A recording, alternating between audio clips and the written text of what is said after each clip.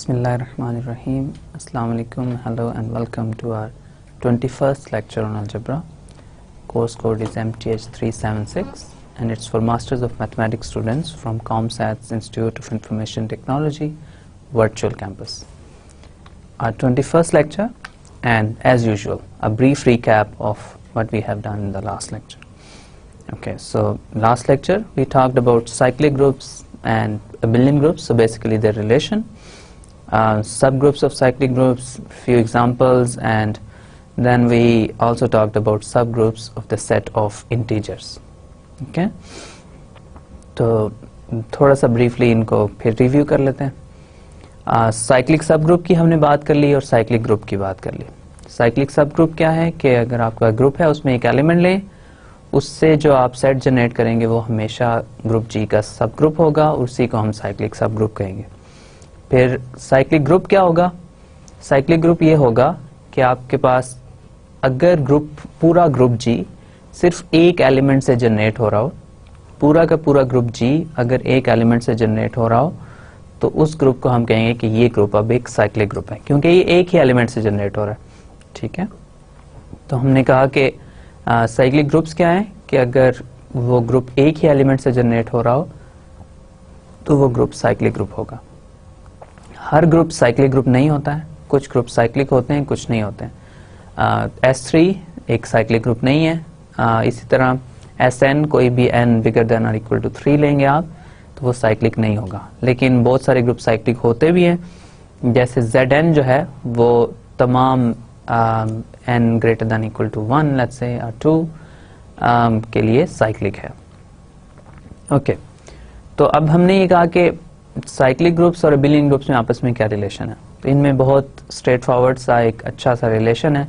वो क्या है कि हर साइक्लिक ग्रुप हमेशा अबिलियन होता है. Every cyclic group is abelian. ठीक है, तो ये हमारे पास रिजल्ट था जो हमने देखा था. अब इस रिजल्ट के फिर हमने कुछ कॉन्सिक्वेंसेस की बात की कि अगर आपके पास ग्रुप साइक्लिक होगा तो वो अबिलियन जरूर होगा. ठीक है, फिर हमने कहा कि अगर ग्रुप नॉन अबिलियन होगा तो वो साइक्लिक नहीं होगा. ठीक है, फिर तीसरी बात हमने ये कही कि अगर ग्रुप साइक्लिक नहीं होगा तो हम ये नहीं कह सकते कि वो अबिलियन है या नहीं है, हमें पता नहीं है.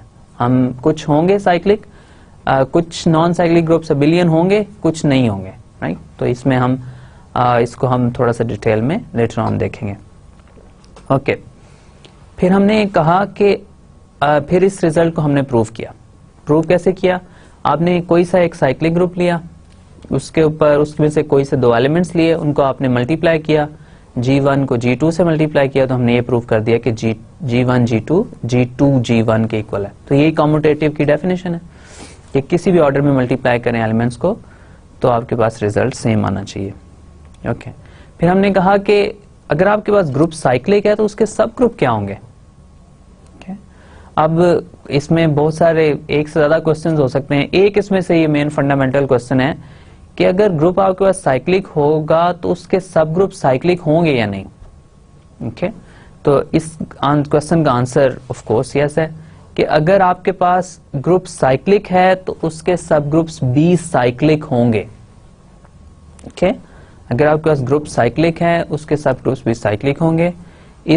ये बहुत अच्छा रिजल्ट है. इसका प्रूफ हमने आपको नहीं दिया, लेकिन इसका प्रूफ जैसे मैंने आपको लास्ट टाइम भी कहा था कि इसको आपके नोट्स में इंशाल्लाह आपका इसका प्रूफ मिल जाएगा. ओके, फिर हमने इसकी कुछ एग्जांपल्स देखी कि हमने कुछ साइक्लिक ग्रुप्स लिए, उनके सब ग्रुप्स फाइंड किए, वो भी हमारे पास साइक्लिक हो जाएंगे. ओके, अब हमारे पास इसके बाद हमने ये बात की कि अगर आपके पास इंटीजर्स का सेट हो या ग्रुप हो, अगर आपके पास इंटीजर्स का ग्रुप हो तो आपके पास उसके सब ग्रुप्स क्या होंगे. अब इंटीजर्स जो है वो एक साइक्लिक ग्रुप है. राइट, इंटीजर्स एक साइक्लिक ग्रुप है. साइक्लिक ग्रुप के सब ग्रुप्स साइक्लिक होते हैं. जब भी आपके पास एक साइक्लिक ग्रुप होगा उसके सब ग्रुप्स हमेशा साइक्लिक होंगे. तो इसका मतलब ये हुआ कि अगर आपने कोई सब ग्रुप फाइंड करना है इंटीजर्स के सेट का तो आपको एक साइक्लिक ग्रुप की तरफ ही जाना होगा. मतलब ये कि आपने कोई एलिमेंट आपने इंटीजर्स में से लेना है, उससे जो सेट जनरेट होगा वही हमेशा सब ग्रुप होगा Z का. इसके अलावा कोई सब ग्रुप Z का नहीं हो सकता. राइट, फिर हमने ये बात की कि अब Z तो आपने ले लिया, Z आपके पास साइक्लिक ग्रुप है, ठीक है, साइक्लिक ग्रुप आपने ले लिया। अब आपने ये देखना है कि इसके सब ग्रुप्स क्या हैं, यही हम देखना चाह रहे हैं। और हमने ये कहा है कि हमें ये रिजल्ट नोन है कि subgroups of cyclic groups are cyclic, subgroups of cyclic group are cyclic, ये हमें पता। तो Z साइक्लिक है, उसके सब ग्रुप्स भी साइक्लिक होंगे। इसका मतलब है कि अगर H, if H is a subgroup of Z, then H is cyclic, right?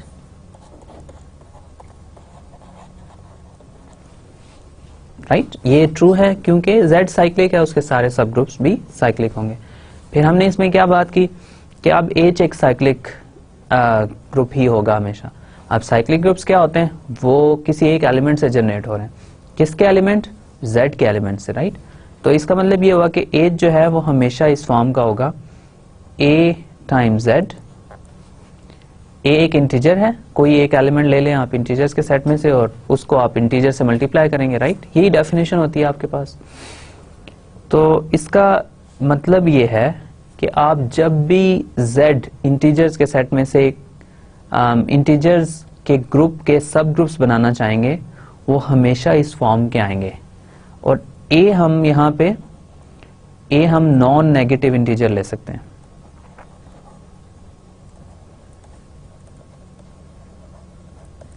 ठीक है। तो आपने, अगर आपसे ही कहा जाए Z आपके पास गिवन है, ग्रुप है, इसके सारे सब ग्रुप्स लिखें, आप ये सिर्फ एक स्टेटमेंट लिखेंगे कि A टाइम Z और A नॉन नेगेटिव इंटीजर है, ये इसके सब ग्रुप्स हैं, इसके अलावा कुछ नहीं है। क्योंकि Z साइक्लिक है, उसके सारे सब ग्रुप्स हैं ही साइक्लिक, और इसके अलावा आप साइक्लिक सब ग्रुप कैसे जनरेट करेंगे?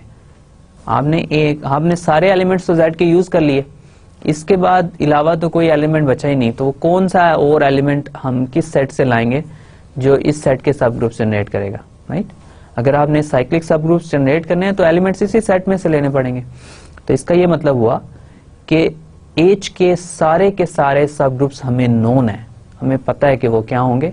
तो आप इसमें, जैसे मैंने आपको लास्ट टाइम भी कहा था, Z ले सकते हैं आप, 2Z ले सकते हैं, 3Z ले सकते हैं, 4Z, और you can just keep going. अब इसमें एक और है जो कि 0 है। ऑफ कोर्स जब आप A को 0 ले लेंगे तो आपके पास ट्रिवियल सब ग्रुप बेस में आ जाएगा, ठीक है। तो इससे इस तरह हम इंटीजर्स के सेट के सारे सब ग्रुप्स हम इस तरह फाइंड कर सकते हैं, ठीक है। ओके, फिर हमने ये बात करना शुरू की, बहुत फंडामेंटल क्वेश्चन हमारे पास अनआंसर्ड है अभी। हम इस क्वेश्चन को पूरी तरह आंसर नहीं कर सकेंगे, लेकिन फिर भी हम जितना एक आंसर हम इसका फाइंड कर सकते हैं उतना हम फाइंड करना चाह रहे हैं। Z आपने ग्रुप लिया, इसके आपने सारे सब ग्रुप्स फाइंड कर लिए। अब मेरा क्वेश्चन ये है, और होपफुली आप भी ये क्वेश्चन कर रहे होंगे, कि मतलब आपके पास कोई ग्रुप है, उसके सब ग्रुप्स क्या होंगे? क्या हम उसके सारे सब ग्रुप्स फाइंड कर सकते हैं? अगर हम उसके सारे सब ग्रुप्स फाइंड नहीं कर सकते, चले क्या हम ये बता सकते हैं कि उसके होंगे कितने सब ग्रुप्स, राइट। मतलब फंडामेंटल क्वेश्चन है। Z हमने लिया, उसके तो सारे सब ग्रुप्स हमें पता चल गए, हमने ऐसे फाइंड कर लिए, ओके। फिर हम ये क्वेश्चन कर रहे हैं, दोबारा रिपीट कर रहा हूं अपने क्वेश्चंस। बहुत सारे क्वेश्चंस हैं इसमें, लेकिन कुछ ये फंडामेंटल क्वेश्चन है। पहला ये है कि एक हमारे पास कोई सा ग्रुप है, उसके क्या हम सारे सब ग्रुप्स फाइंड कर सकते हैं? हमें पता चल सकता है कि सारे सब ग्रुप्स इसके क्या हैं। सेकंड क्वेश्चन मैं इसमें ये कर सकता हूं कि अगर मेरे पास एक ग्रुप है G, तो उसके सब ग्रुप्स होंगे कितने? ये सेकंड क्वेश्चन है। थर्ड क्वेश्चन मैं ये कर सकता हूं, चलें ग्रुप G इन जनरल है, चलें शायद मुझे ना बताओ इन क्वेश्चंस का आंसर, मुश्किल हो या कोई लेंथी आंसर हो, चले मैं इसको थोड़ा रिस्ट्रिक्ट करता हूं। अगर मेरे पास G एक फाइनाइट ग्रुप है, only small number of elements हैं, उसमें n एलिमेंट्स हैं, उसके सारे सब ग्रुप्स क्या होंगे और वो कितने होंगे? क्या मैं ये फाइंड कर सकता हूं? ठीक है। इसी का एक और small part, even simpler question ये हो सकता है, चले फाइनाइट भी हो गया, ठीक है, चले मैं ये क्वेश्चन करता हूं कि अगर G एक फाइनाइट साइक्लिक ग्रुप है, फाइनाइट भी है साइक्लिक, उसके कितने सब ग्रुप होंगे और क्या मैं उन सब को फाइंड कर सकता हूँ? तो ये मेरे मेन क्वेश्चन है जिनको मैं आंसर करना चाह रहा हूँ। तो 4-5 क्वेश्चन मैंने आपको बताए। इन 4-5 क्वेश्चंस को आंसर करने में हम जो है ना अपने ग्रुप थ्योरी का बाकी जो है पोर्शन हम इस पे स्पेंड करेंगे। क्या क्वेश्चंस हैं फिर से हम इनको अंडरस्टैंड करते हैं। अब इसी एग्जांपल को आप ध्यान में रखें। आपके पास एक साइक्लिक ग्रुप था Z, आपको मैंने कहा कि उसके सारे के सारे सब ग्रुप्स फाइंड करने हैं। आपने उसको इजीली लिख लिया कि ये हर सब ग्रुप साइक्लिक है इसका, तो और वो इस फॉर्म में आएगा। इंटीजर्स के लिए आसान हो गया बात, सारे सब ग्रुप्स हमें पता चल गए। अब इंटीजर भी तो एक ग्रुप है, कोई साइक्लिक है, ठीक है, स्पेशल है, लेकिन मतलब एक ग्रुप है एट द एंड। अब क्वेश्चन मैं इसी एग्जांपल को लेके अपने क्वेश्चन को जनरलाइज कर रहा हूं। मेरा फर्स्ट क्वेश्चन ये है आपसे कि अगर मेरे पास एक ग्रुप हो तो क्या मैं उसके सारे के सारे सब ग्रुप्स फाइंड कर सकता हूं, उनको लिख सकता हूं एक्सप्लिसिटली कि यही इसके सब ग्रुप होंगे। सेकंड क्वेश्चन मैं ये कर रहा हूं कि मैं नहीं लिख सकता सारों को। लेट्स सपोज मैं नहीं लिख सकता, मुझे नहीं पता, क्या मैं मुझे यही बता दें कि इसके सब ग्रुप्स होंगे कितने, टोटल कितने आएंगे इसके सब ग्रुप्स। ओके, अगर इस क्वेश्चन का आंसर भी नहीं हो सकता तो इसका भी एक स्मॉल पार्ट है। वो क्या है, मैं ग्रुप के ऊपर कंडीशन लगा देता हूं। आप सारे ग्रुप ना कंसिडर करें, सिर्फ फाइनाइट ग्रुप्स कंसिडर कर लें जिनमें ओनली फाइनाइटली मैनी एलिमेंट्स हैं। उसके सब ग्रुप्स कितने होंगे, क्या मैं उन सब को लिख सकता हूं? और फाइनल क्वेश्चन ये है कि फाइनाइट से भी इजी क्वेश्चन ये है कि अगर मेरे पास ग्रुप जो है फाइनाइट साइक्लिक हो, ओके, अगर मेरे पास साइक्लिक ग्रुप हो और फाइनाइट हो लेट्स से, ओके, तो क्या उसके कितने सब ग्रुप्स होंगे और मैं क्या उनको सबको लिख सकता हूं? ये मेरा क्वेश्चन है। तो इन क्वेश्चन को आंसर करने के लिए जितनी भी आगे मैं थ्योरी डेवलप कर रहा हूं, ये मेरे क्वेश्चन है जिनको मैं आंसर करना चाह रहा हूं, ये मेरा गोल है। ओके, अब फिर मैंने लास्ट टाइम इन्हीं से रिलेटेड एक क्वेश्चन को आंसर करना स्टार्ट किया था। वो क्या था कि मेरे पास एक ग्रुप है कोई, उसके अंदर से मैंने एक एलिमेंट लिया, ठीक है, उससे मैंने सेट जनरेट किया, वो सब ग्रुप बन गया, ठीक है। अब मैं ये क्वेश्चन किया था मैंने कि उस जो सब ग्रुप मैंने बनाया एक एलिमेंट से, उसमें एलिमेंट आएंगे कितने, राइट? आई थिंक कि ये एक अच्छा क्वेश्चन है और ये सेंसिबल क्वेश्चन है, क्योंकि आपने एक एलिमेंट लिया, अब लेट्स से उसमें वो बहुत बड़ा सेट उससे जनरेट हो रहा है। अब आप अगर उस सेट के सारे एलिमेंट्स लिखना स्टार्ट कर देंगे तो शायद ये पॉसिबल नहीं होगा। तो मे बी ये मतलब पहले से अगर हमें पता हो कि इस सेट में एलिमेंट्स आएंगे कितने, तो एटलीस्ट हम ये बता सकते हैं कि मतलब इतने एलिमेंट्स हैं और ये इस तरह के, बस ये मतलब हमारा ये सेट जनरेट होगा। लेकिन तो ये बहुत इंपॉर्टेंट है ये जानना कि उस सेट में एलिमेंट्स आएंगे कितने। ओके, फिर ये क्वेश्चन अगर मैं आंसर करूं तो ये मुझे हेल्प कर सकता है बाकी क्वेश्चन को आंसर करने में। वो कैसे?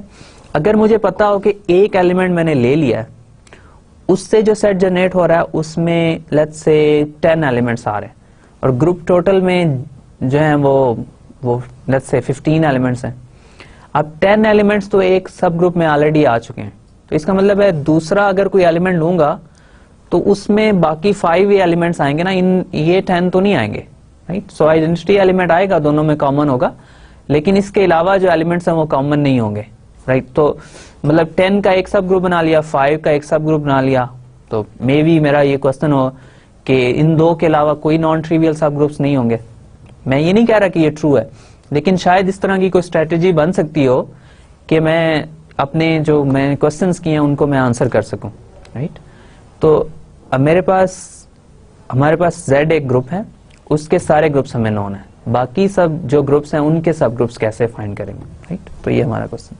इसके लिए मैंने ये क्या डिफाइन करना स्टार्ट किया था, मैंने आपको बताया था कि अगर कोई ग्रुप है उसमें आप एलिमेंट्स ले रहे हैं, किसी ग्रुप में से एलिमेंट्स ले रहे हैं, राइट?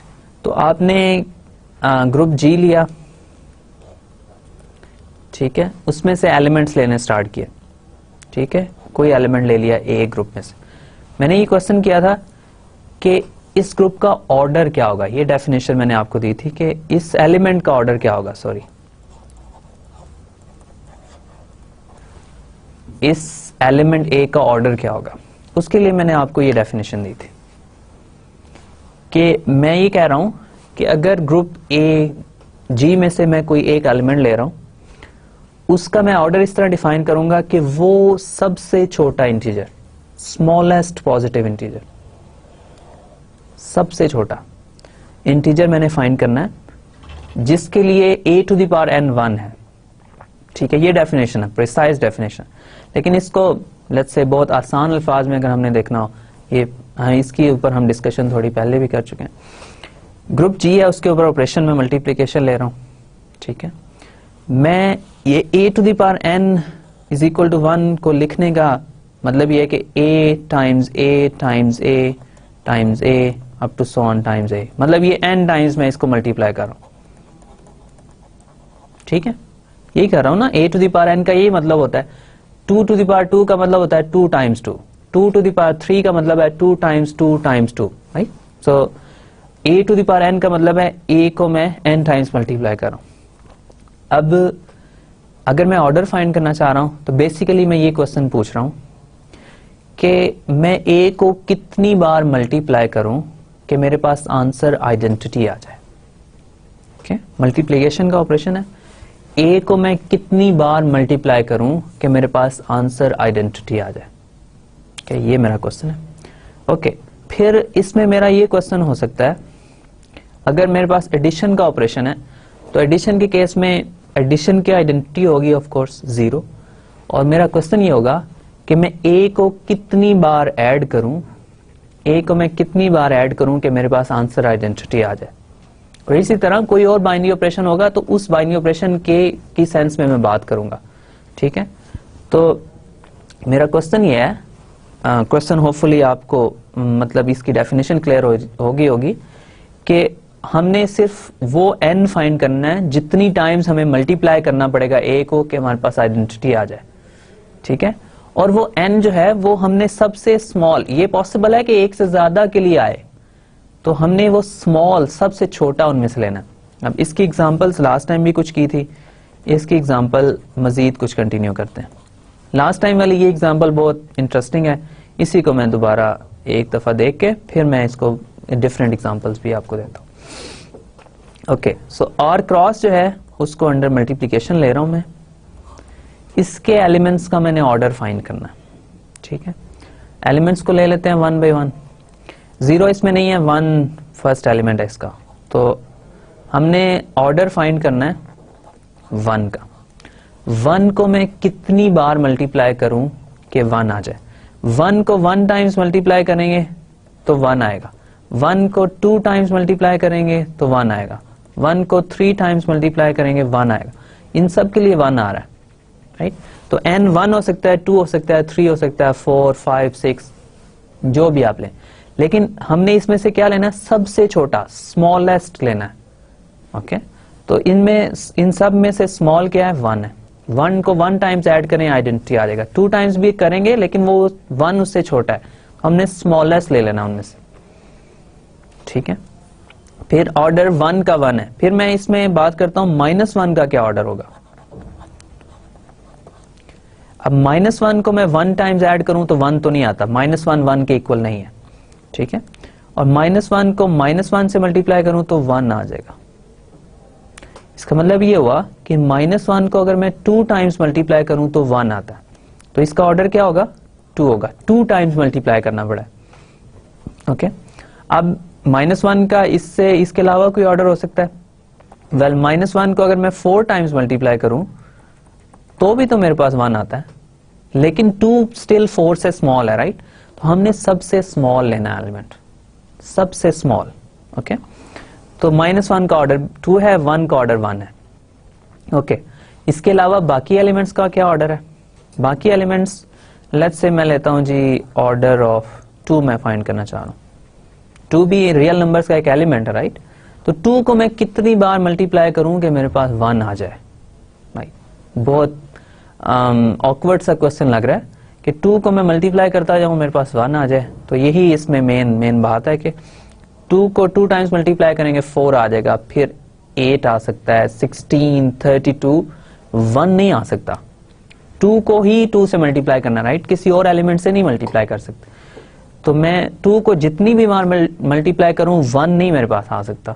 फिर लास्ट टाइम मैंने बताया था आपको कि अगर ये कंडीशन हो कि आपको एलिमेंट को मल्टीप्लाई करते रहें तो आपके पास आइडेंटिटी कभी ना आए, तो हम कहते हैं कि इस एलिमेंट का जो ऑर्डर है वो फाइनाइट नहीं है, इन्फिनिटी है।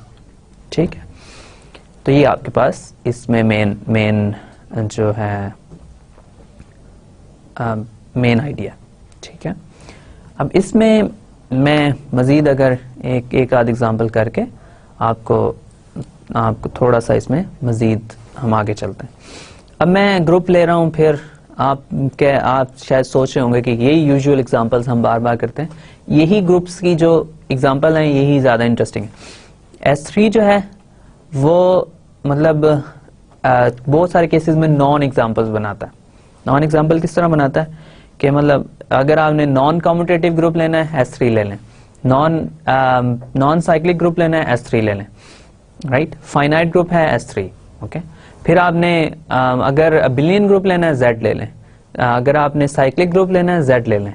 इसी तरह ये मतलब ये बहुत स्टैंडर्ड एग्जांपल्स हैं, यही बार बार आपको बुक्स में भी मिलेंगी और यही हम इसीलिए बार बार इनको रिपीट करें।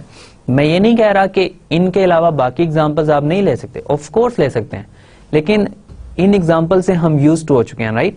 तो इसके ऊपर जब भी हम वर्किंग करते हैं तो हमारे लिए आसानी होती है समझने में, अच्छा ये चीजें हमने पहले की हुई हैं, तो इसलिए ये हमारे मतलब हमें इजीली अंडरस्टैंड कर लेते हैं हम।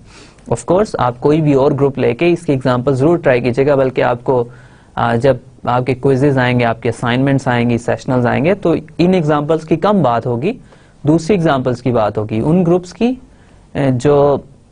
जो हमने किए हुए हैं। इसके अलावा डायहेड्रल ग्रुप्स हैं आपके पास, सिमेट्रिक ग्रुप्स में बड़े ग्रुप्स हैं, इसके अलावा जो भी ग्रुप्स हमने किए, तो ये एग्जांपल्स तो हमने कर ली ना, ये मतलब ये तो हम इन डिटेल कर लेते हैं। तो इसका आप ये ख्याल रखिएगा कि ये ना हो कि आप इन्हीं एग्जांपल पे स्टक रहें और आप ये कहें कि इसके अलावा तो कोई एग्जांपल नहीं। ऐसा नहीं है, बाकी सब भी इसकी एग्जांपल्स बनाते हैं, लेकिन ये जो है ये फर्स्ट एग्जांपल्स हैं। एक लेक्चर में करना ये स्मॉल होती हैं, तो इसलिए एक लेक्चर में करना इनको आसान होता है। मुश्किल बाकी भी नहीं है, लेकिन वो थोड़ी सी लेंथी होती हैं। तो लेक्चर में एक लिमिटेड अमाउंट ऑफ टाइम होता है, उसमें हम इन एग्जांपल्स को, बुक्स वाले भी इसी एग्जांपल्स को यूजुअली कंटिन्यू करेंगे। ओके, सो S3 है हमारे पास ग्रुप। तो S3 में आपके पास क्या हो रहा है? S3 में आपके पास ये हो रहा है कि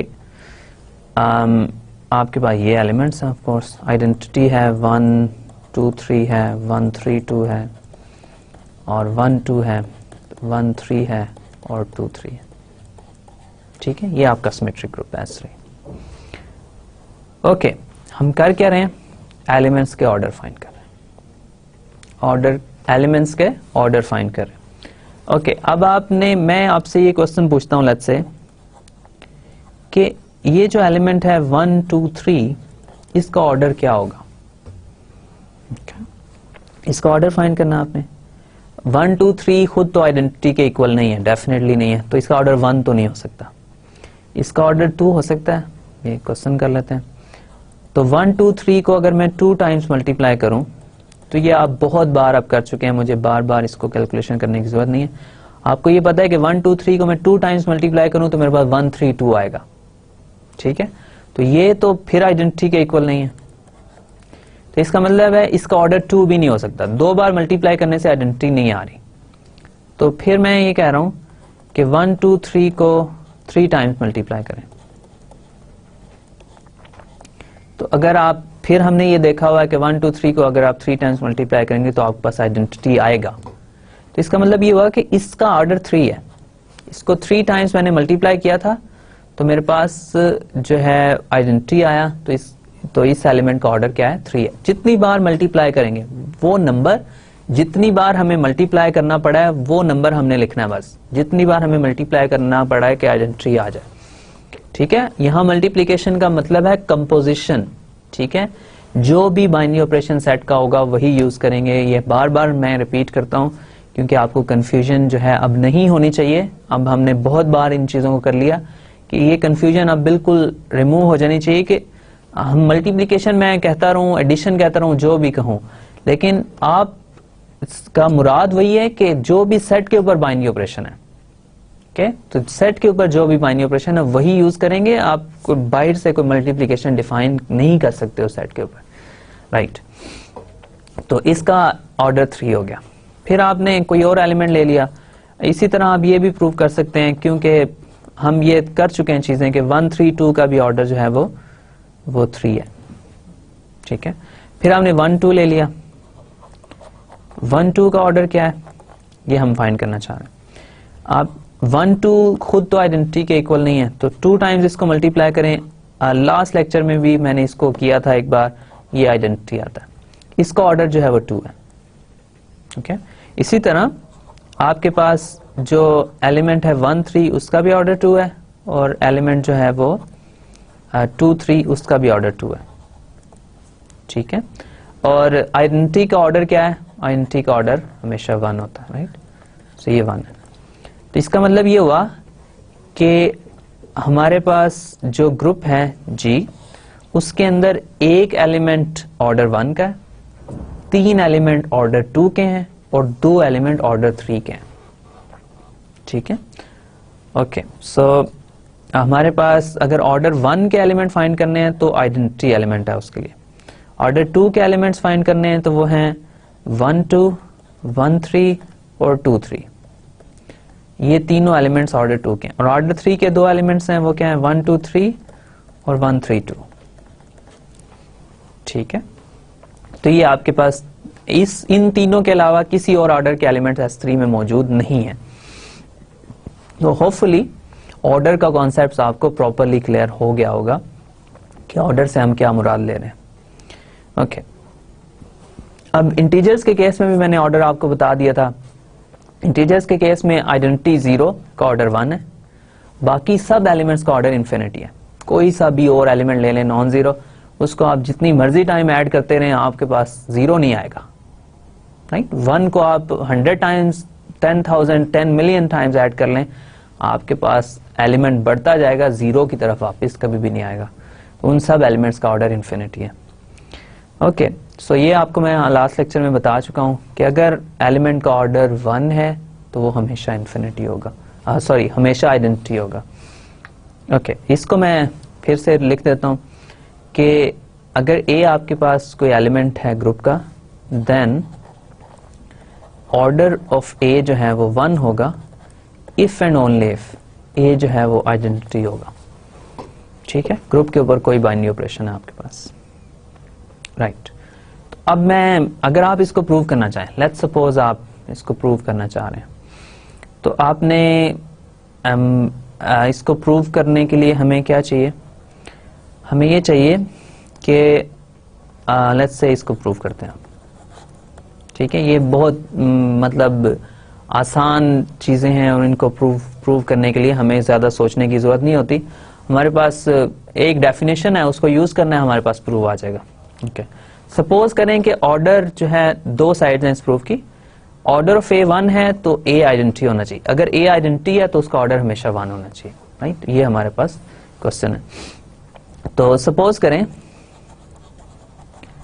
कि ऑर्डर ऑफ A जो है वो 1 है, ठीक है। अब G के ऊपर कोई बाइनरी ऑपरेशन भी लेना पड़ेगा, तो वो मैं लेट्स से स्टार कह देता हूँ इस बार, आपको कंफ्यूजन ना हो कि बाइनरी ऑपरेशन मल्टीप्लिकेशन हम यूज कर रहे हैं, आइडेंटिटी 1 है और ये वो, इस तरह की कंफ्यूजन को अवॉइड करने के लिए मैंने स्टार एक बाइनरी ऑपरेशन डिफाइन कर दिया और उसकी आइडेंटिटी है E, ठीक है। अब मैं कह रहा हूं कि ऑर्डर जो है A का वो 1 है, ठीक है। अगर ऑर्डर एलिमेंट का 1 हो तो बाय डेफिनेशन इसका क्या मतलब है? इसका मतलब यह है कि A टू द पावर 1 जो है वो E के बराबर है। यही मतलब है ना, डेफिनेशन यही है ऑर्डर की, कि ऑर्डर वो पॉजिटिव इंटीजर होता है स्मॉलेस्ट जिसके लिए मैं A टू दैट पावर जो है वो E होगा, राइट। तो अब इसका मतलब यह है कि A E है। ये हमने एक साइड प्रूव कर दी, इजी, ठीक है। अगर ऑर्डर A का 1 है तो एलिमेंट खुद भी आइडेंटिटी होगा, राइट। ओके, फिर हमने A को आइडेंटिटी ले लें, तो आपने ये प्रूव करना ऑर्डर 1 है, तो ये भी सिंपल है कि मतलब आइडेंटिटी को आप 1 टाइम्स अगर आप मल्टीप्लाई करेंगे या स्टार अप्लाई करेंगे, जो भी बाइनरी ऑपरेशन है, तो आपके पास वो आइडेंटिटी ही आ जाएगी, बस दैट्स इट। आपके पास ऑर्डर ऑफ ए जो है वो 1 हो जाएगा। ओके, सो ये आपके पास इसका प्रूव है। इसकी रिवर्स साइड आप एक लाइन दोबारा लिख लीजिएगा खुद ही, तो यहाँ पे आप इसको इसकी रिवर्स साइड भी लिख लीजिएगा। तो अगर एलिमेंट का ऑर्डर 1 है, वो हमेशा आइडेंटिटी होगा। आइडेंटिटी के अलावा कोई भी एलिमेंट का ऑर्डर 1 नहीं हो सकता, और हर सेट में एक एलिमेंट जरूर होगा जिसका ऑर्डर 1 होगा, यानी एक एलिमेंट जरूर होगा सेट में जिसका ऑर्डर फाइनाइट होगा। हो सकता है बाकी सारे एलिमेंट का ऑर्डर इनफाइनाइट हो, जैसे Z के केस में सब के सब एलिमेंट्स का ऑर्डर इनफाइनाइट है सवाए आइडेंटिटी के। ओके, सो ऑर्डर कभी 0 नहीं हो सकता एलिमेंट का, कम से कम ऑर्डर 1 होगा, और ज्यादा से ज्यादा ऑफ कोर्स इन्फिनिटी हो सकता है। ठीक है, तो ये कुछ ऑर्डर की हमने बात कर ली। इसमें होपफुली जो भी कंफ्यूजन थी वो आपकी रिमूव हो गई।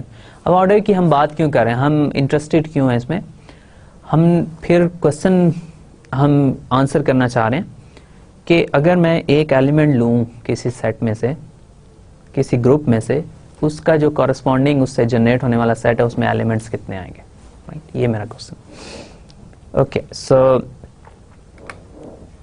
अब हम order of an element define कर लिया, ग्रुप का ऑर्डर क्या होगा।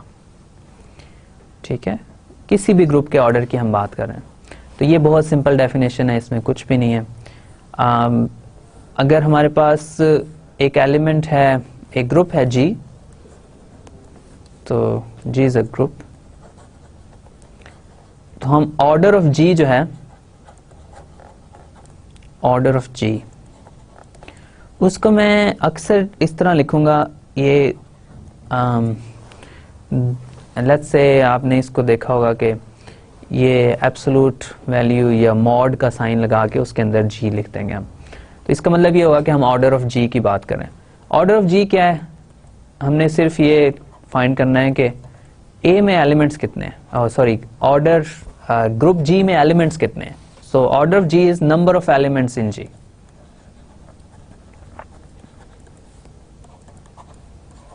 ठीक है, अब मतलब इसमें इस डेफिनेशन में इसके अलावा कोई ऐसी कॉम्प्लेक्स चीज नहीं है। तो अगर आपके पास सेट फाइनाइट होगा तो उसका एक फाइनाइट ऑर्डर होगा। अगर सेट में एलिमेंट्स इन्फिनिटली मैनी है, बहुत सारे एलिमेंट्स हैं जिनका हमें पता नहीं कितने हैं, तो उस ग्रुप का ऑर्डर ऑफ कोर्स इन्फिनिटी होगा। जैसे आपने जैसे Z3 का ऑर्डर फाइंड करना है, तो आपके पास इसमें 3 एलिमेंट्स हैं, इसका ऑर्डर Z3 का 3 है।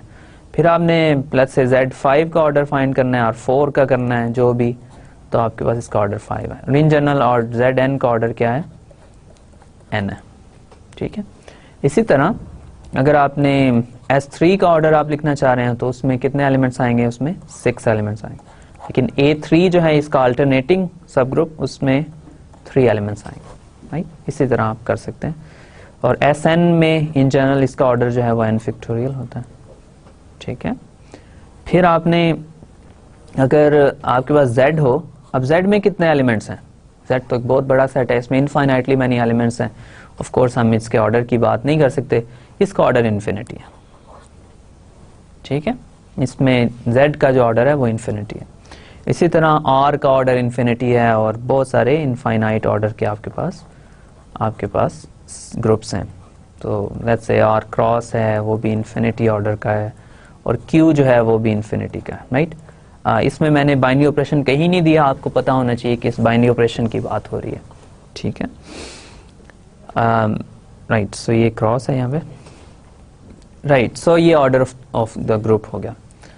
Okay, so order of group में मैं मेनली इंटरेस्टेड नहीं था, मैं मेनली इंटरेस्टेड इस चीज़ में हूँ कि वो जो एलिमेंट मैं जनरेट कर रहा हूँ, जो मेरा एलिमेंट जनरेट कर रहा है ग्रुप को या किसी सब ग्रुप को, वो उस सब ग्रुप में कितने एलिमेंट आएंगे। अब ग्रुप मेरे पास ऑलरेडी गिवन है, तो अगर वो फाइनाइट ग्रुप है तो उसके तो मैं एलिमेंट्स फाइंड कर सकता हूँ कि इस ग्रुप में कितने एलिमेंट्स आएंगे। तो मतलब इसका वो एलिमेंट से क्या रिलेशन है, वो अगर मेरे पास सिर्फ एलिमेंट नोन हो और मुझे ये कहा जाए ये ग्रुप है, ये एलिमेंट है, इससे जनरेट होने वाला जो एलिमेंट है ना, सेट है वो सब ग्रुप बनेगा, ये मुझे पता है, लेकिन उसमें एलिमेंट्स कितने आएंगे, सब ग्रुप्स बनाने की जरूरत नहीं है हमें, अभी हम ये देख लेंगे कि उसमें एलिमेंट्स कितने आएंगे। ओके, तो इसी को हम अभी देखते हैं।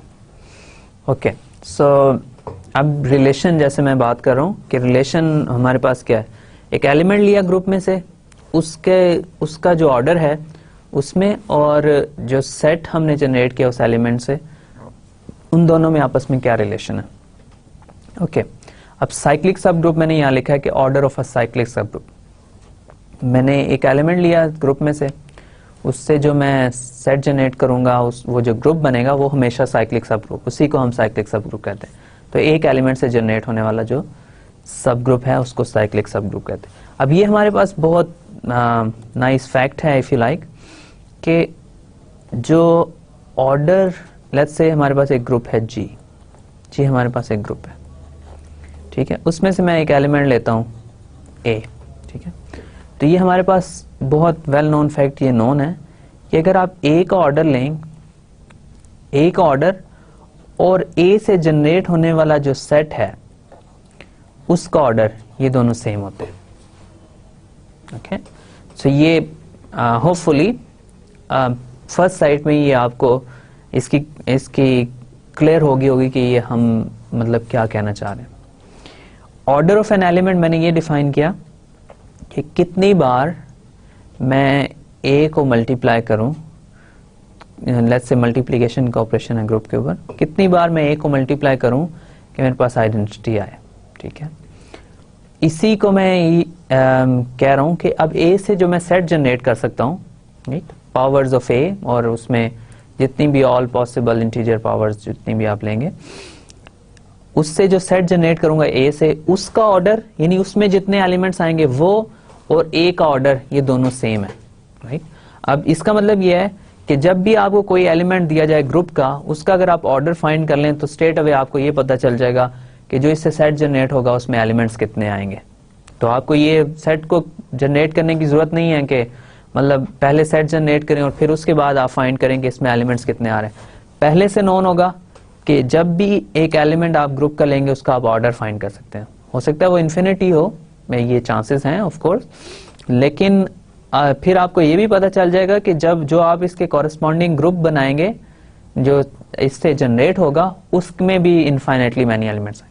लेकिन अगर लेट्स सपोज आपको ये पता चल जाता है कि ए का जो ऑर्डर है, ए का ऑर्डर वो फाइनाइट है, मतलब ये कि ए लेट्स से उसका ऑर्डर 5 है, तो आप ये क्लियरली फिर कह सकते हैं कि जो ए के अंदर एलिमेंट्स आएंगे वो भी 5 ही होंगे। जो सेट ए से जनरेट हो रहा होगा उसके अंदर भी 5 ही एलिमेंट्स आएंगे।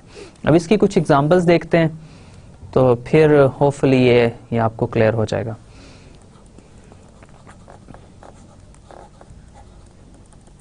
राइट, इसकी एग्जांपल्स में मैं क्या कर सकता हूँ, इसकी एग्जांपल्स में मैं ये कर सकता हूँ कि फर्स्ट केस में मैं ये ले लेता हूँ कि मेरे पास एक सेट है, लेट्स से Zn की फर्स्ट बात करते हैं, तो Zn में कोई सेट ले लें, Z4 है मेरे पास, नॉट 1 2 और 3, ठीक है। अब मैं इसमें से किसी एलिमेंट का ऑर्डर फाइंड करना चाह रहा हूँ। ऑर्डर कैसे फाइंड करूंगा, लेट्स से मैं कहता हूं कि 2 का क्या ऑर्डर है जी, व्हाट इज ऑर्डर ऑफ 2, ठीक है।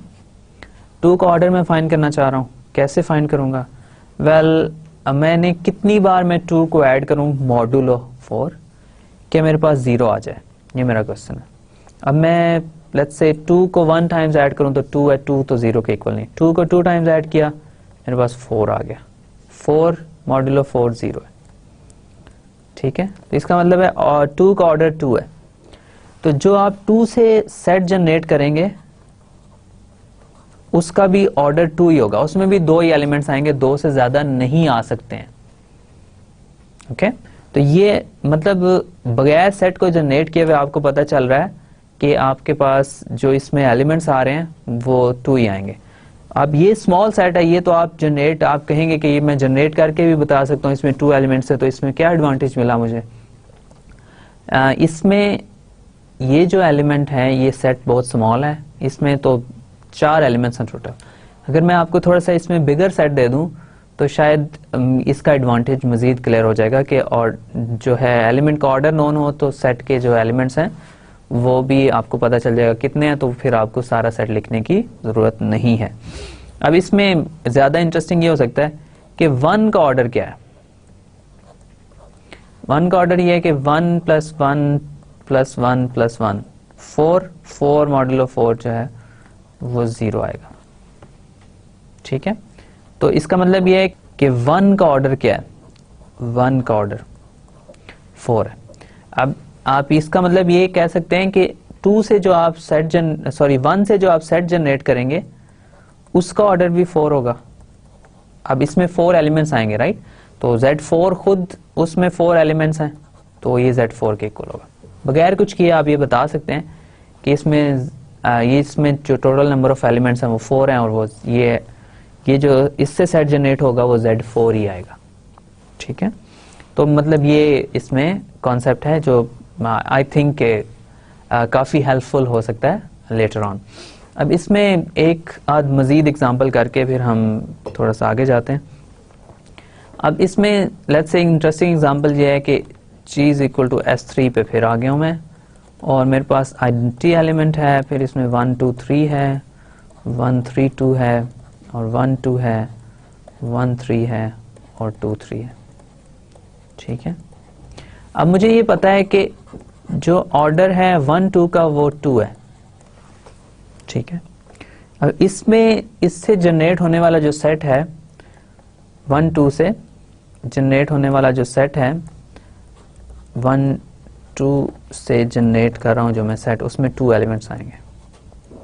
ठीक है, अब मुझे अगर मैं ये सेट बनाना चाहूँ तो मेरे लिए कोई मुश्किल नहीं है, कोई मल्टीप्लिकेशन परफॉर्म करने की ऐसा ज़रूरत नहीं है। हालांकि एक मल्टीप्लिकेशन मुझे ऑलरेडी परफॉर्म करनी पड़ी जब मैं ऑर्डर फाइंड कर रहा था, राइट, लेकिन इससे मुझे ये पता चला कि इसमें 2 एलिमेंट्स हैं। एक इसमें 1 2 होगा, खुद तो होगा ही एलिमेंट, फिर इसमें आइडेंटिटी भी होना चाहिए, यही 2 एलिमेंट्स आएंगे, इसके अलावा तो कोई एलिमेंट नहीं आ सकता। होंगे ही 2 और एक आइडेंटिटी डेफिनेटली होना चाहिए और एक ही एलिमेंट खुद भी होना चाहिए क्योंकि इसी से तो ये जनरेट हो रहा है, तो इस सेट में ये 2 एलिमेंट्स आएंगे।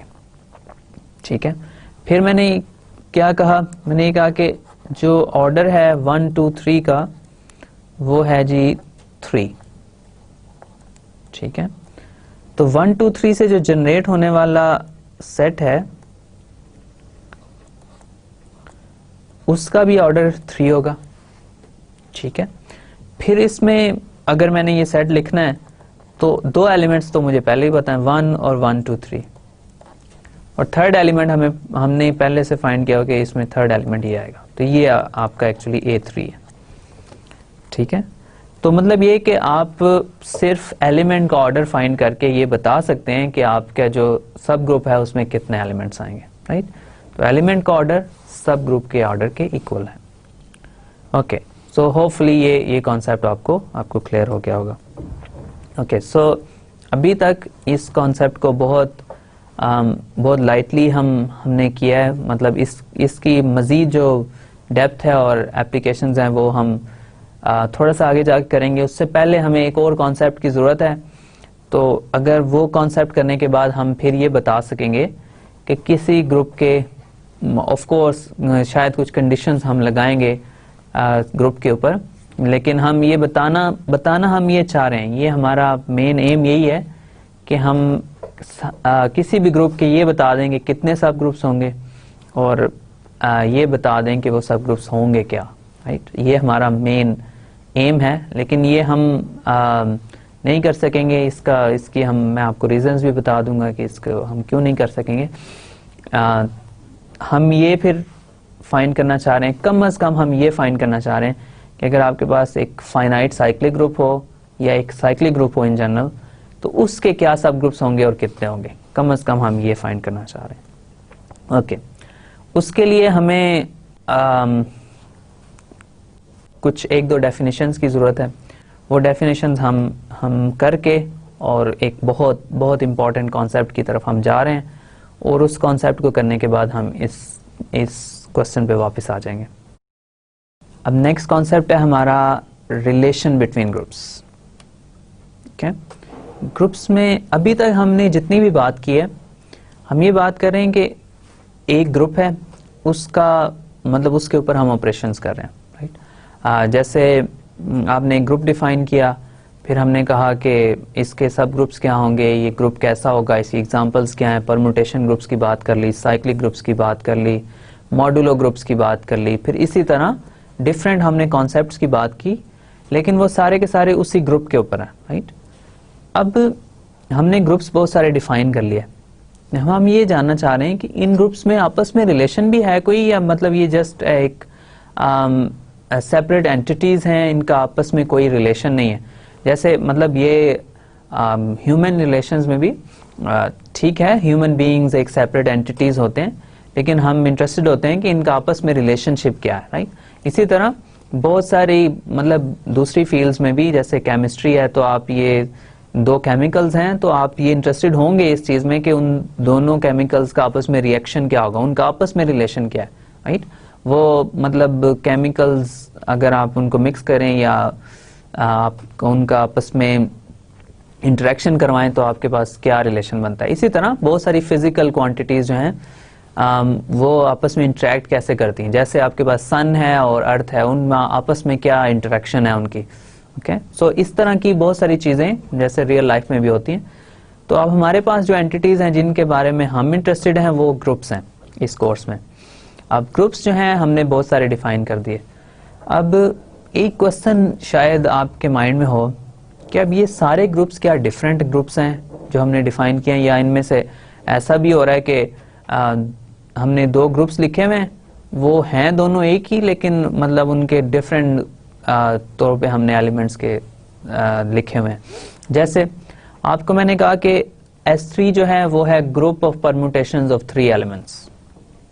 फिर मैंने एक और एक ग्रुप जनरेट करने की कोशिश की। वो ग्रुप मैंने कैसे जनरेट किया, मेरे पास एक इक्विलेटरल ट्राइंगल थी, उसकी मैंने सिमेट्रीज फाइंड की, तो मैंने एक ग्रुप बनाया, ठीक है। 3 वर्टिसेस थे उसके।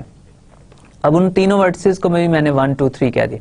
अब ये भी पॉसिबल है कि मैं उन वर्टिसेस को A B C कह दूं, फिर मेरे पास जो ग्रुप इन द एंड आएगा वो डिफरेंट लगेगा उस ग्रुप से जो मैंने group of permutations of 3 elements से जनरेट किया था, राइट।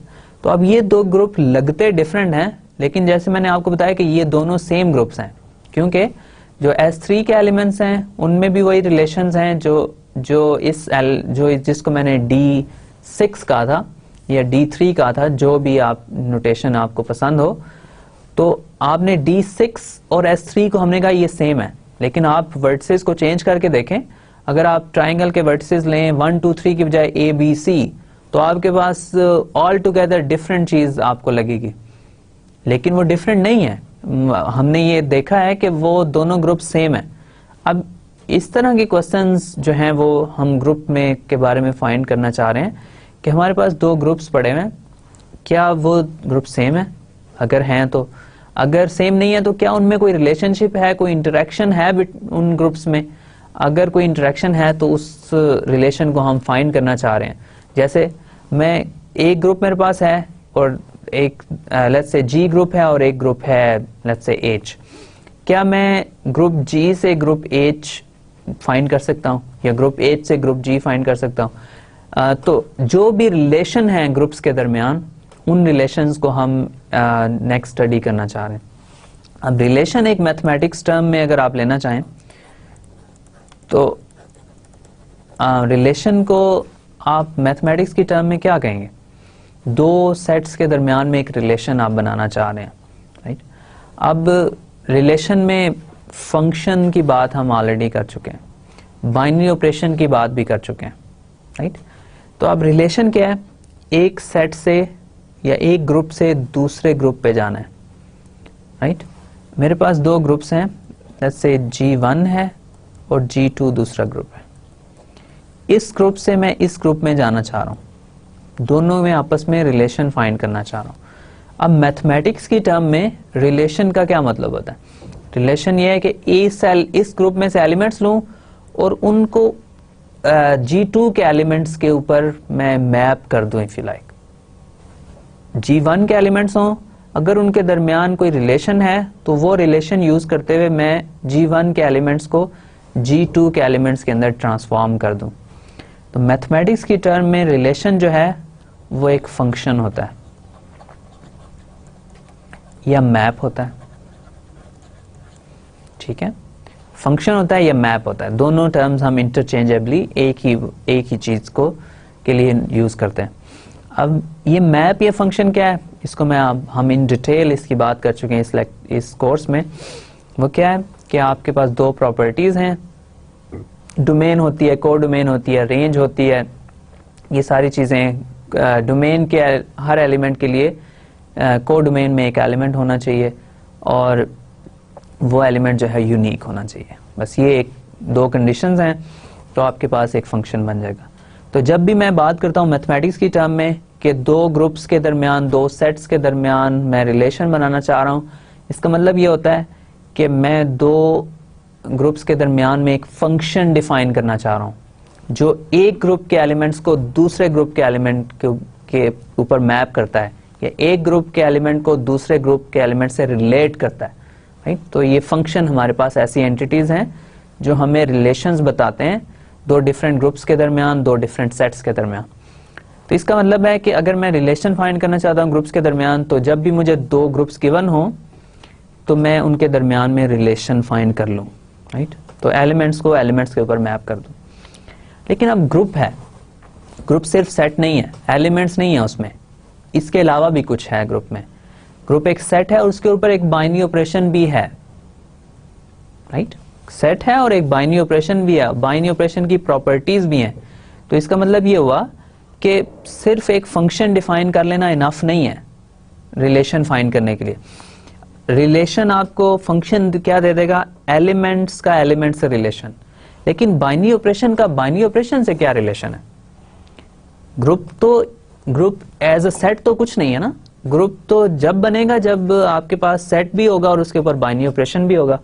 आपने फंक्शन डिफाइन किया, फंक्शन एलिमेंट्स को एलिमेंट्स के ऊपर मैप कर देगा, ठीक है। लेकिन अब जो बाइनरी ऑपरेशन है उसका क्या हुआ, G1 के ऊपर एक बाइनरी ऑपरेशन है, G2 के ऊपर भी एक बाइनरी ऑपरेशन है, वो दोनों बाइनरी ऑपरेशन डिफरेंट हो सकते हैं। तो इन दोनों बाइनरी ऑपरेशन का आपस में क्या ताल्लुक है, क्या इंटरेक्शन है आपस में, ओके। तो हमने एक फंक्शन डिफाइन करना है जो बाइनरी ऑपरेशन को भी का भी इंटरेक्शन हमें बताए। तो इन सारे कॉन्सेप्ट्स को हम क्या करते हैं, समराइज करते हैं एक डेफिनेशन में, और उस डेफिनेशन को हम कहते हैं कि ये आपके पास एक होमोमॉर्फिज्म है, ठीक है। आपके पास ग्रुप्स हैं दो, G और H, ठीक है। वो दो ग्रुप्स हैं आपस में, ग्रुप्स हैं, दो चीजें उसमें मौजूद हैं, मैंने यहां पे लिख भी दिया है। ग्रुप G है, उसके ऊपर एक बाइनरी ऑपरेशन है स्टार, कोई सा स्टार बाइनरी ऑपरेशन। H एक ग्रुप है, उसके ऊपर एक बाइनरी ऑपरेशन है डॉट, मल्टीप्लिकेशन होना जरूरी नहीं है, कोई भी बाइनरी ऑपरेशन है, ठीक है। ये दो ग्रुप्स हैं आपके पास, तो बेसिकली चार एंटिटीज हैं, दो सेट्स हैं और दो बाइनरी ऑपरेशन है, ठीक है। अब इन चारों एंटिटीज का आपस में आपने इंटरेक्शन फाइंड करना है। सबसे पहले मैं कहता हूं कि मैप एक डिफाइन कर देता हूं G से H पे, फंक्शन हो गया, ठीक है। एक मैप डिफाइन कर दिया, कैसे कि G के एलिमेंट्स को H के एलिमेंट्स के ऊपर मैप कर दे, ठीक है। G के एलिमेंट्स का H के एलिमेंट से रिलेशन बता दे हमें, ठीक है। तो मैप हमने डिफाइन कर दिया एक सेट G से सेट H के ऊपर, तो एलिमेंट्स का रिलेशन हमें मिल गया, दो एंटिटीज हमने आपस में रिलेट कर दी, राइट। लेकिन अब दो एंटिटीज अभी भी बचती हैं ना, कि हमारे पास एक बाइनरी ऑपरेशन स्टार है और एक बाइनरी ऑपरेशन डॉट है। इन दोनों एंटिटीज का आपस में क्या रिलेशनशिप है, इस रिलेशनशिप को जब तक हम डिफाइन नहीं करेंगे तो इस ग्रुप के ऊपर रिलेशन डिफाइन नहीं होगा, क्योंकि सेट के ऊपर रिलेशन डिफाइन हो चुका, ग्रुप के ऊपर तभी रिलेशन डिफाइन होगा जब ये बाइनरी ऑपरेशंस जो हैं इनका भी कोई आपस में रिलेशन होगा, ओके। तो इसको हम क्या करते हैं, हम कहते हैं कि जी आपने बाइनरी ऑपरेशन डिफाइन किया दो एलिमेंट्स का G में, तो ये आपका बाइनरी ऑपरेशन है G1 स्टार G2, ठीक है। अब फाई क्या कर रहा है, फाई ये कर रहा है कि G1 को एक एलिमेंट दे रहा है H में, G2 जो है उसको फाई क्या कर रहा है, वो भी H में लेके जा रहा है, ठीक है। अब G1 और G2 जो हैं वो एलिमेंट्स हैं ग्रुप G के, उनके ऊपर स्टार बाइनरी ऑपरेशन अप्लाई हो रहा है, ठीक है। तो G1 स्टार G2 जो है वो उसके ऊपर जब हम फाई अप्लाई करें तो ये बाइनरी ऑपरेशन है ना, G1 और G2 के ऊपर अप्लाई हो रहा है। तो जब मैं इसके ऊपर फाई अप्लाई करूं तो ये फंक्शन क्या करे, ये फंक्शन हमें रिलेशन बताए बाइनरी ऑपरेशंस के दरमियान भी। वो कैसे कि ये जो एलिमेंट्स अब मुझे मिल रहे हैं G1 के कॉरस्पॉन्डिंग फाई ऑफ G1 और G2 के कॉरस्पॉन्डिंग मिल रहा है फाई ऑफ G2, ठीक है। अब इन दोनों एलिमेंट्स अब H में है, इनके ऊपर स्टार तो अप्लाई नहीं कर सकता। इनको जब मैं आपस में डॉट H का बाइनरी ऑपरेशन अप्लाई करूं तो ये दोनों साइड्स जो हैं ये इक्वल आए, ठीक है। अब इसको मैं होमोमॉर्फिज्म कह रहा हूं, ये स्पेशल टाइप ऑफ मैप है, राइट। एक फंक्शन है लेकिन ये बाइनरी ऑपरेशंस को भी प्रिजर्व कर रहा है इफ यू लाइक। वो कैसे कि जब मैं G के ऊपर बाइनरी ऑपरेशन डिफाइन करता हूं तो G के जो एलिमेंट्स हैं उनका जो इमेज आ रहा है H में, उनके ऊपर जब H का बाइनरी ऑपरेशन डिफाइन करूं तो ये दोनों साइड्स आपस में सेम आनी चाहिए, बाइनरी ऑपरेशन प्रिजर्व हो रहा है। तो मतलब ये हम कहना ये चाह रहे हैं, जो हम थोड़ी देर में इसको मजीद फॉर्मल करेंगे, कि हमारे पास दो ग्रुप्स हैं G और H, उनके अंदर कुछ बाइनरी ऑपरेशन भी डिफाइन हुआ है, ठीक है, स्टार और डॉट, ठीक है। G और H के एलिमेंट्स का आपस में रिलेशन होना चाहिए, ठीक है। हम कुछ देर में ये कहेंगे कि G और H सेम कब होंगे, राइट। तो G और H का एलिमेंट्स आपस में रिलेटेड होने चाहिए, यानी वो आपस में सेम होने चाहिए किसी सेंस में। और फिर हम ये कहेंगे कि बाइनरी ऑपरेशन भी सेम होना चाहिए, राइट। अब बाइनरी ऑपरेशन सेम होना चाहिए, फिर अगेन कोई किसी सेंस में एग्जैक्टली सेम ना हो लेकिन उसकी प्रॉपर्टीज सेम हो, राइट। तो मतलब इसमें इसको हम इन डिटेल थोड़ी देर में देखते हैं। तो फाई एक होमोमॉर्फिज्म होगा अगर वो G और H के एलिमेंट्स को आपस में रिलेट कर दे और G और H के जो होमोमॉर्फिज्म है उनको आपस में रिलेट करे, right. So phi of G1 cross star G2 जो है phi of G1 dot phi of G2 के इक्वल होना चाहिए, ठीक है। तो ये कंडीशन आपको बाइनरी ऑपरेशन के ऊपर बता रही है कि ये आपस में रिलेटेड है, और फर्स्ट कंडीशन आपको ये बता रही है कि जो मैप आपने बना दिया है ये अब एलिमेंट्स को आपस में रिलेट कर रहा है। अब इसको क्लियर करने के लिए इसकी कुछ एग्जांपल्स चाहिए होंगी हमें, तो एग्जांपल्स हम कुछ मैप्स की करते हैं। ओके, सो हम इजियर ग्रुप से स्टार्ट करते हैं। आपके पास Z एक ग्रुप है, ठीक है। फिर हमने एक ग्रुप लिया था, लेट्स से 2Z। 2Z भी एक ग्रुप है, राइट। 2Z ठीक है, ये सब ग्रुप है Z का। सब ग्रुप होना जरूरी नहीं, यहाँ पे कोई कंडीशन नहीं है सब ग्रुप की, दोनों कोई से ग्रुप हो सकते हैं। Z भी अंडर एडिशन एक ग्रुप है, 2Z भी अंडर एडिशन एक ग्रुप है, ठीक है। इन दोनों ग्रुप्स के ऊपर क्या मैं कोई मैप डिफाइन कर सकता हूँ?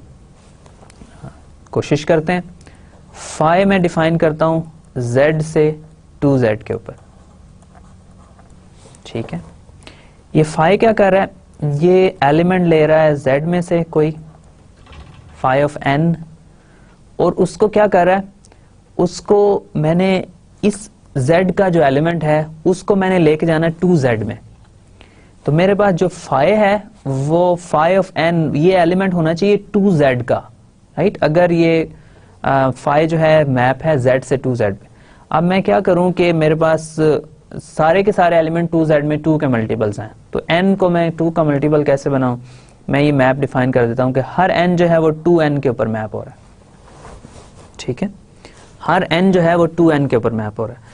तो मैंने एक फंक्शन डिफाइन कर दिया, एक मैप डिफाइन कर दिया Z से 2Z के ऊपर। तो मैप मेरे पास आ गया, फाई जो है Z से 2Z के ऊपर मेरे पास एक मैप है, ठीक है। कैसे डिफाइन किया? फाई ऑफ n, कोई भी इंटीजर है n, वो 2n के ऊपर मैप हो जाए। n जो है कोई सा एक इंटीजर है, ठीक है। ये एक मैप है, फंक्शन है, ये आप प्लीज प्रूव कीजिएगा कि एक फंक्शन है। ये इजी एग्जांपल है, इसमें कुछ भी नहीं है कि इसको आपने प्रूव करना है, ये फंक्शन है, राइट। तो अब फाई मेरे पास एक फंक्शन, एक मैप मिल गया मुझे, लेकिन ये रिलेशन बता रहा है एलिमेंट्स के ऊपर। इसका मतलब ये हुआ कि 1 अगर मैं यहाँ लूँ तो वो 2 पे मैप हो रहा है, 2 लूँ तो 4 पे चला जाएगा, 4 लूँ तो लेट्स से 8 पे चला जाएगा, और इसी तरह सारे एलिमेंट्स। 0 कहाँ पे जाएगा? 0 0 पे जाएगा, फिर और किधर और कौन से एलिमेंट्स है, -1 जो है वो -2 पे जाए। इसी तरह हर एलिमेंट के कॉरेस्पॉन्डिंग आपको एलिमेंट मिलेगा, तो एलिमेंट्स का आपस में रिलेशन जरूर बन गया। हर एलिमेंट के लिए आप एक एलिमेंट फाइंड कर सकते हैं इस मैप के अंदर, एलिमेंट्स का आपस में रिलेशन बन चुका है। तो क्या बाइनरी ऑपरेशंस का भी आपस में रिलेशन है? तो आप कोई से दो एलिमेंट्स लें, n1 और n2 z में से, तो जब इन दोनों को ऐड करें और उनके ऊपर फाई अप्लाई करें, तो n1 प्लस n2 एक और एलिमेंट है z का, n1 इंटीजर है, n2 भी इंटीजर है, दोनों का सम भी इंटीजर होगा, राइट। तो आपके पास phi of n1 plus n2 जो है वो आ जाएगा 2 times n1 plus n2, right. जो भी इंटीजर लेंगे फाई क्या करेगा, उसको 2 से मल्टीप्लाई कर देगा, बस इसके अलावा फाई ने कुछ नहीं करना, ये इसका मेन पर्पस है। तो अब इसको थोड़ा सा ओपन कर सकते हैं आप, तो कह सकते हैं 2n1 प्लस 2n2 के इक्वल है ये, ठीक है। अब अगर आप फाई ऑफ n1 करेंगे तो वो हो जाएगा 2n1, फाई ऑफ n2 करेंगे तो आपके पास हो जाएगा 2n2। तो इसका मतलब ये है कि ये जो 2n1 है इसको आप लिख सकते हैं फाई ऑफ n1, और 2n2 को लिख सकते हैं फाई ऑफ n2। तो आपने क्या प्रूव कर दिया कि phi of n1 plus n2 जो है वो इक्वल है phi of n1 plus phi of n2, ठीक है। अब n1 और n2 इंटीजर्स के एलिमेंट्स हैं, ठीक है। इनके कॉरेस्पॉन्डिंग फाई ऑफ n1 जो है ये 2z का एलिमेंट है, फाई ऑफ n2 भी 2z का एलिमेंट है, ओके। अब यहां पे ये जो एडिशन है ये z की है, राइट, और ये वाली जो एडिशन है ये 2z की है। दोनों सेम एडिशंस हैं, आई एग्री, दोनों सेम एडिशंस हैं, लेकिन ये बाइनरी ऑपरेशन z और 2z के हैं रिस्पेक्टिवली। तो ये दोनों ऑपरेशंस जो हैं, ये दोनों बाइनरी ऑपरेशंस जो हैं ये सेम है, मतलब इनके अंडर जो आंसर आ रहे हैं वो सेम आ रहे हैं। तो ये बाइनरी ऑपरेशन जो हैं वो भी आपस में रिलेटेड हैं, ठीक है। एलिमेंट्स भी आपस में रिलेटेड हैं, बाइनरी ऑपरेशंस भी आपस में रिलेटेड हैं। तो यही मेन हम चीज करना चाह रहे थे कि हम एक मैप डिफाइन करना चाह रहे थे ग्रुप 1 से ग्रुप 2 पे, जिसमें एलिमेंट्स भी आपस में रिलेटेड हों और जिसमें बाइनरी ऑपरेशंस भी आपस में रिलेटेड हों, ओके। अब एक मैप और मैं डिफाइन करूंगा, फिर उसके बाद इंशाल्लाह हम इसको डिस्कशन को थोड़ा सा क्लोज करेंगे, राइट। अब हमारे पास लेट्स से आप मैप ले रहे हैं फाई, और फाई के अंदर आपने ये करना है कि मैप ले लें लेट्स से आप मे बी आर से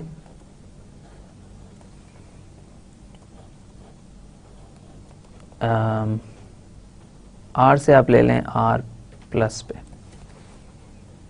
ठीक है, और यहां पे मैं ले लेता हूं आर क्रॉस।